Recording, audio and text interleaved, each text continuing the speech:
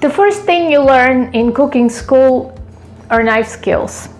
They teach you not only how to cut, chop, mince, julienne, but also which knife is appropriate for each job.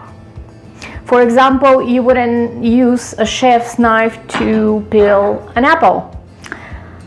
The same applies to all the money down strategies I'm going to show you today. Think of them as just techniques to be used at the right time with the right sellers and at the right circumstances.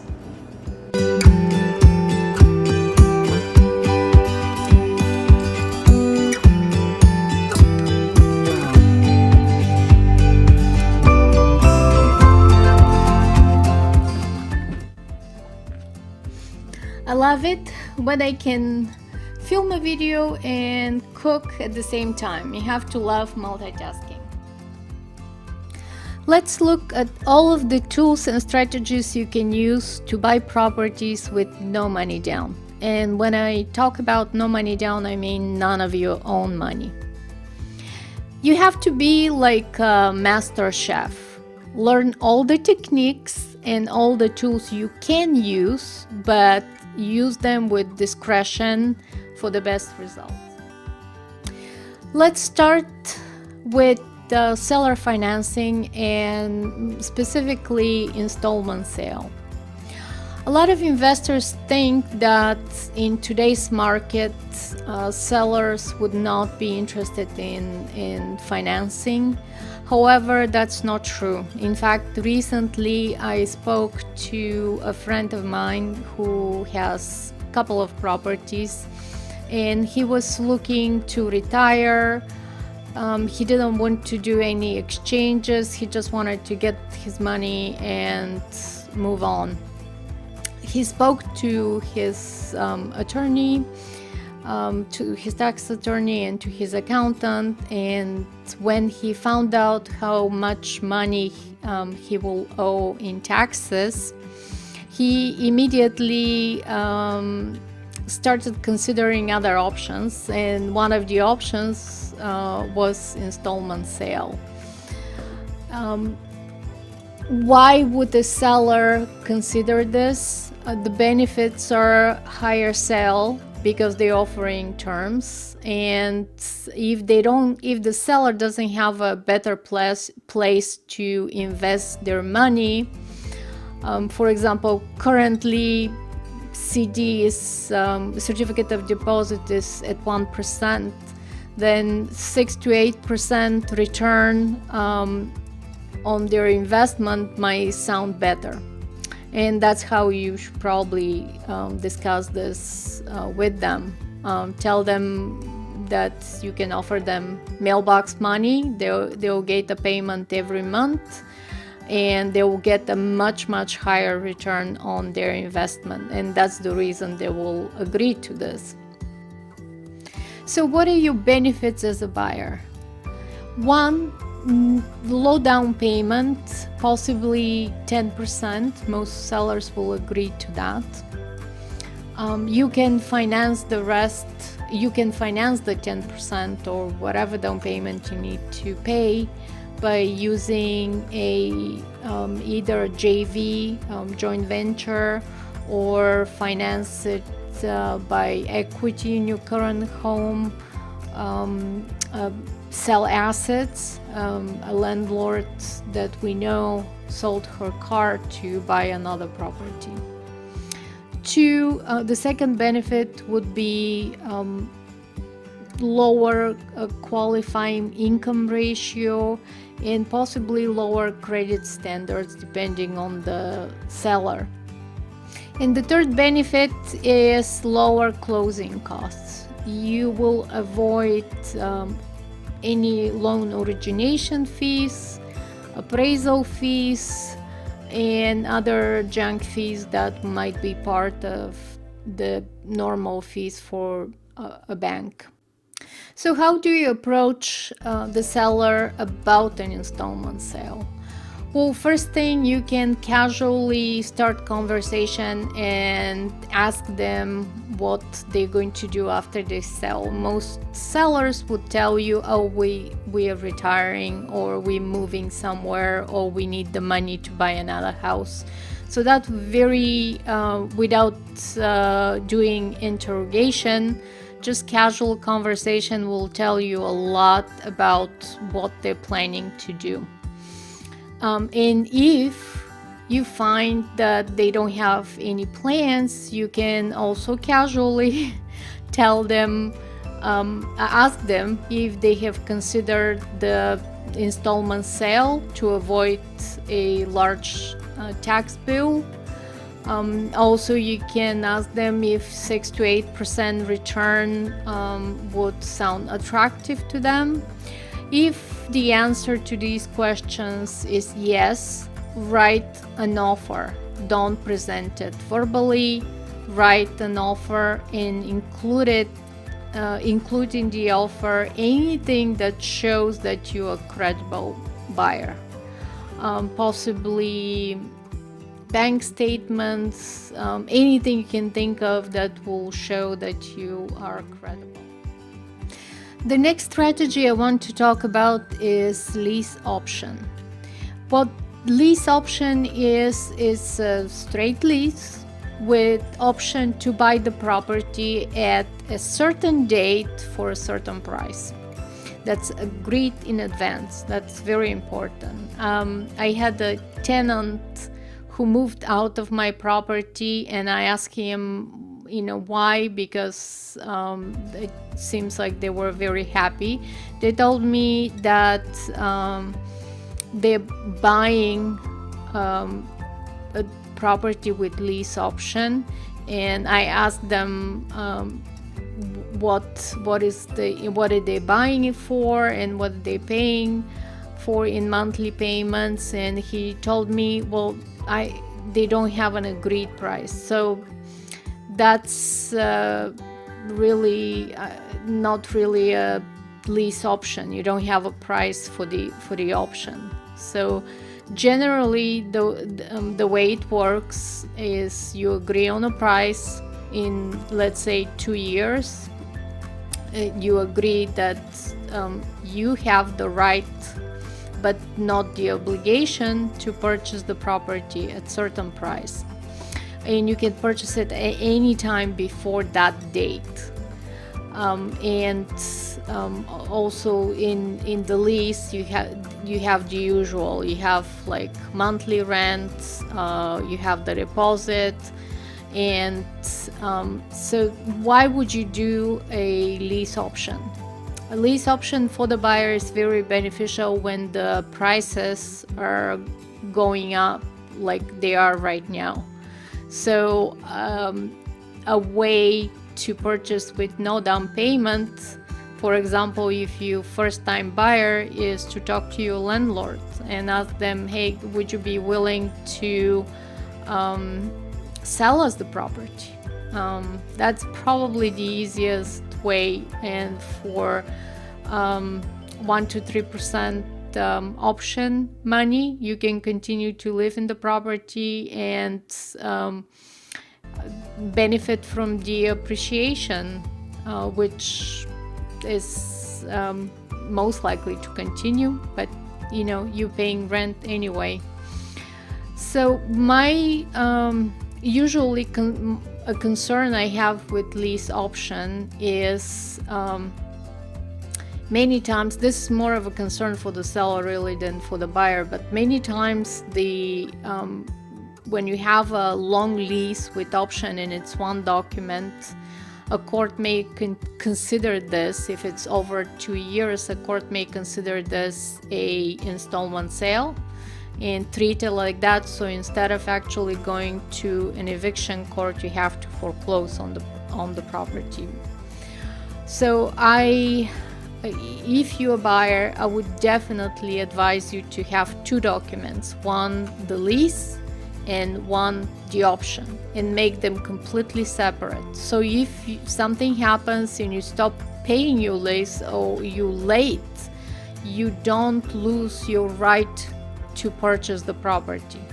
So make them completely separate. So that's one way to do it. In another concern for me would be if the seller is actually current on their payments and if they will continue making those payments. So a good way to do a lease option is to actually have all the documents signed by the seller, keep them and the option money with a title company. Even better, find a licensed company that would process the payments, so they can pay the seller's mortgage payments and they can process your payments as well. This is probably the best way to deal with lease option, where you would be certain that the seller wouldn't stop paying their mortgage, and at the end when you can buy the property there is no benefit to you. So that's the in this market right now. I would definitely consider lease option. I would say it's more beneficial for the buyer right now than for the seller, and that of course can change. Another tool to use is a straight option. Straight option is exactly like lease option but without the lease. The option gives you the right to purchase the property within certain time frame at a predetermined price. Options are used generally for small mismanaged rental properties, for small commercial properties that can be put into another use. They can be used for rezoning, if you can rezone a property quickly, and after you have done the rezoning, you can just sell the option rather than purchasing the property and then reselling it. The benefit of straight option is that you don't actually need any money other than the option money, which is generally around 3%. And that also saves you on closing costs. Another strategy that's very similar to lease option and straight option is lease purchase. They're exactly the same. The only difference is with lease purchase, you actually are obligated to purchase the property. And with lease option, you have the right to purchase, but not the obligation. That's the only difference. One strategy that many real estate gurus talk about very often is subject to. Subject to is exactly what it says. You taking the property, you buying the property subject to the existing financing. So basically you agreeing that you're gonna continue paying the mortgage for the seller. The only problem with this is that almost all mortgages have due on sale clause, meaning that if the seller is selling the property to you, the mortgage becomes due immediately. Most lenders, as long as you continue to pay the monthly payments, they would not call the mortgage because they don't want to foreclose. However, to me, this is a strategy that you should use short term only.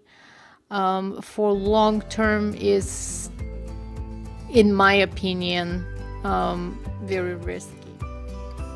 The next two strategies are about controlling the property without buying it. And the first one is master lease. Master lease is used to control properties, usually large portfolio of rental properties, apartment buildings. You can sign a lease with the existing owner, generally around like 2-3 years, so it depends how long it's going to take you to turn around the property. Usually the properties that you would sign for is mismanaged and brings very little, if any, income to the owner. That's the reason he would agree to sign a master lease with you.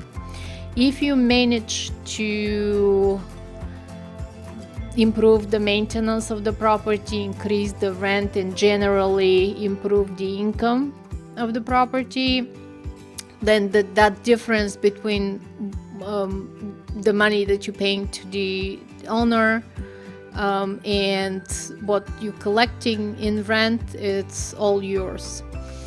However, to do this, you need to be actually experienced.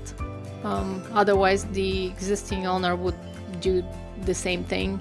So you should have experience in property management, in maintenance, in order to make this strategy a profitable one. Rent to rent. This is exactly what the name says. You rent a property and then sublease it to another tenant. This is very appealing to many people because it's the ultimate no-down strategy. Allows you to control the property without actually on the surface taking any risk. But in fact, this is almost the most dangerous of all strategies, and for a couple of reasons that people who are not experienced in property management would just not see it. First, when is rent-to-rent used? Rent-to-rent is used to usually rent a larger property and with many rooms and then just rent the rooms, or rent the property and then furnish it and do corporate. That's probably the only strategy that can be successful, is do Airbnb or corporate rental. Here's the problem with rent-to-rent that people don't think about. They look at what they're paying to the landlord, and sometimes they even agree to take the repairs, and then they look at that and then look at what they are going to get in return. However, one thing that many people, many investors, especially newbies, don't realize is the vacancy factor. If that tenant that's in that property stops paying rent, you have to cover it because you have a lease with the owner. You have to cover in, and you don't, the difference between this and master lease, you don't have many units. You have possibly 1 or 2 units. So this can be a drain on your cash, and can very easily become like, especially today's situation that we found ourselves, is if the tenant stops paying and if the government says, well, they don't have to pay, what do? You have to be evicted because you're a tenant for the existing landlord. So you have an eviction on your record. Again, this strategy is very appealing to many people, but that's probably the last one I would recommend to anybody. Another tool you can use is joint ventures. This is probably my favorite because that's how I started. I got together some clients of mine, and they were actually friends by then. And I explained what I wanted to do, which is we bought, that was 2008, we bought at the auction, we rehabbed them, and we sold the properties. And this was very profitable for all of us. I was the managing partner, and we all got a 25% return of this venture. So you can, you don't have to find rich people for joint ventures. Potential joint venture partners are your parents, your friends, anybody who knows you and likes you can be a joint venture partner. You have to be careful though with parents and friends, because if your venture doesn't turn out the way you think it will, it may have different consequences. But this is a very easy way to get started and benefit not only you but other people as well. The next strategy is little known. It's called assisted sale. And if you've seen any of those iBuyers like OfferPad, even Zillow is offering to buy your homes. Those iBuyers have mushroomed because the percentage of sellers who cannot sell their properties in the existing condition is quite large actually. I was surprised to find out that it's almost like 30% of the market, if you can believe statistics. So instead of offering these sellers though to buy their property at really discounted price and pay closing costs in the process and then having to resell it, how about offering the sellers an assisted sale? And what would that look like? You can offer the seller a guarantee price, which would be more than they would get, and you get to split the profit. You are getting the property without paying anything. The seller will have to agree to give you a period for that option, let's say a couple of months, for you to fix whatever you need to fix in the property, and then sell it, and you get your share, and the seller benefits as well, because they actually get to sell their property in a higher price than they thought they would get. So is this strategy for everybody? Probably not. You have to, I would say that this, if you're handy, if you're a contractor, that's something to think about. And the final strategy is wholesaling. This is what wholesaling is buying a property. In fact, having a property under contract and then reselling it, usually to another investor. For this strategy to work, you have to buy at 40-50% of market value and then resell it. When you resell it to an investor, you also he's probably looking to, or she probably looking to get the property at least at 70% of after repair value. I don't have to tell you that this is very difficult to achieve, especially in today's market when almost all properties are selling at 98% of asking price.